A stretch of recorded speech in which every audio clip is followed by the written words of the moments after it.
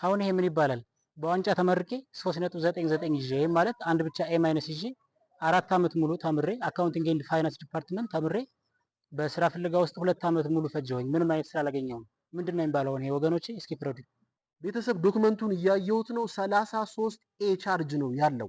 በ4 ዓመት የትምህርት ቆይታ ውስጥ ወንድማችን አሰፋ ታመነ አንድ ኤ ማይነስ ብቻ ነው ያለው እና ይህንን የመሰለ ሲቪ ይዞ ስራ አጥቶ እየተቸገረ ነው የሚገኘው። እንግዲህ ተምሮ የጨረሰው ጎንደር አካባቢ ነው። እንግዲህ ሀገራችን ላይ ባጋጠመው የጸጥታ ችግር ምክንያትም አፌክትድ ሆኖ 2 ዓመት ሙሉ ስራ መያዝ አልቻለም። ከዛም አዲስ አበባ መጥቶ አሁን ወንድማችን እየተንከራተተ ነው የሚገኘው። እባካችሁ ይህንን ጎበዝ ወንድማችንን ወደ ስራ እናስገባው። እንግዲህ ወንድሜ ኦሊያድ እንደነገራችሁ ነው።